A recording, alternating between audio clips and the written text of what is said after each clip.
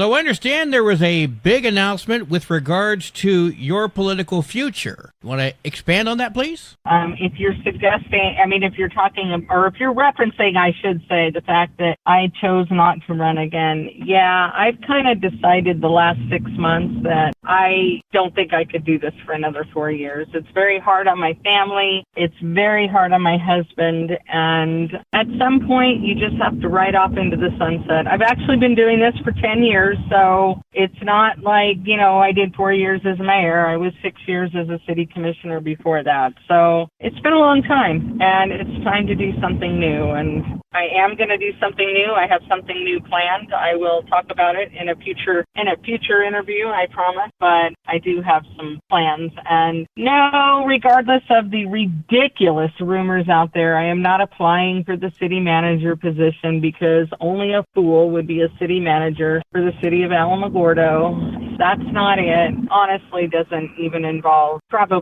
even staying here. So, but I'm looking at some things. You're going to have a lot of people, well, let's be honest, you'll have some people that are really happy to hear that you're leaving, but you're going to have a lot of supporters that are going to be heartbroken that you're not even going to roll the dice again. What do you have to say to them, your biggest supporters? Well, yeah, I've gotten a lot of texts, a lot of phone calls. What is the city going to do without you? Listen, the city survived before me. The city will survive without me. As you know, the mayor and quite frankly, the commissioners do not get paid a lot of money. And when I say we do not get paid a lot of money, it really honestly costs me to be the mayor. It really does. In terms of time, in terms of you do things like Holloman Air Force Base and the Air Force Ball, and of course they want the mayor to come, but I have to pay for those tickets, and so that comes out of my pocket, and other travel and things that come out of my pocket, and I'm not a big turn in your expense report person, and so really it costs me money, and I don't complain. It's okay. It's to be expected. I don't get a paycheck. I get medical insurance. That just went up, and it's like over $200 a month extra that I have to pay. And so, there's a lot of considerations, and I'm sorry. I don't mean to disappoint people. That's certainly not my goal, but I have 5 grandchildren. 2 of them are special needs. They're on feeding tubes, and I spend a lot of my free time in Colorado giving my daughter a reprieve. Her husband is in the Army. He actually was just TDY for 6 weeks, and that's hard on us. We want to be there for our grandkids, and I went to Rhode Island just this past weekend. I was in Rhode Island moving my oldest granddaughter. She's going to be a junior in college this year, helping her move back into the dorm and spending time with my girls. And I had a really good time, but I want to do more of that. I want to have that freedom that I don't have now. And so, yeah, I'm really sorry, but I would hope that people understand that I'm not getting any younger. My husband's not getting any younger, and there's other things that we want to do. I think that anyone that puts a little thought to it could appreciate what it is you're saying. Yeah, I would hope so. I would hope so, especially my babies.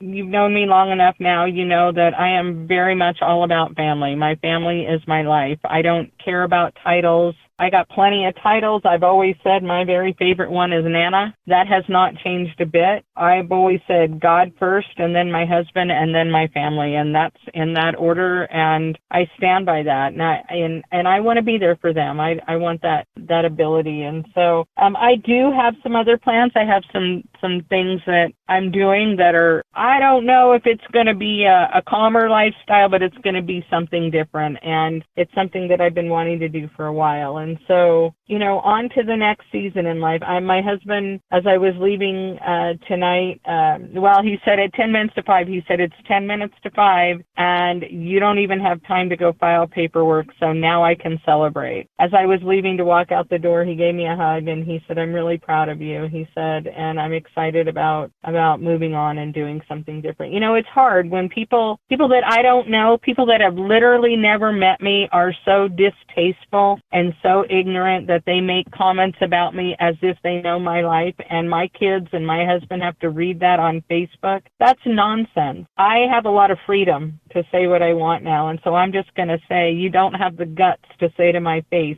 what you'll say behind my back, and that's shame on you. But what I will say, And I kind of said this in jest tonight, but you know what? It's kind of true. I'm way more dangerous as a private citizen than I am as an elected official. And I've been doing this for 10 years, and I know a lot. And so, I hope that I can go out gracefully and with no drama. But, if drama happens, then I know how to handle it.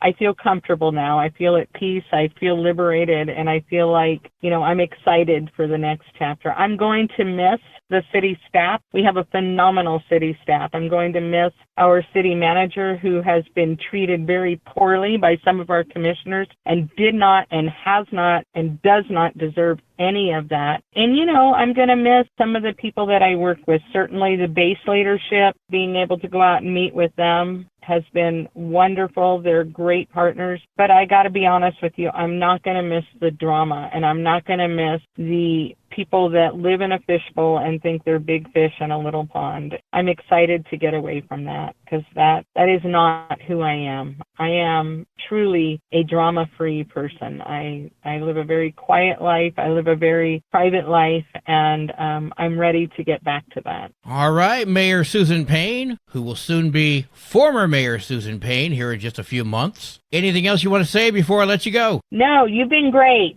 You have been great, and I will tell you that your predecessor did not like me very much. I don't know why, but you have been amazing, and I cannot and will continue to thank you. But I cannot thank you enough for always, quite frankly, having my back. I appreciate it. So you're a good guy, and I have truly enjoyed talking with you and working with you, so thank you for that. Just so you know, just because you're out of office, I'm not going away that easy.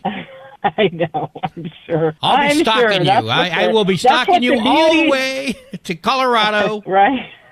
That's what the beauty of social media is, right? If you're still on my page, it means I like you, because I have cleaned that thing up lately, let me tell you. So.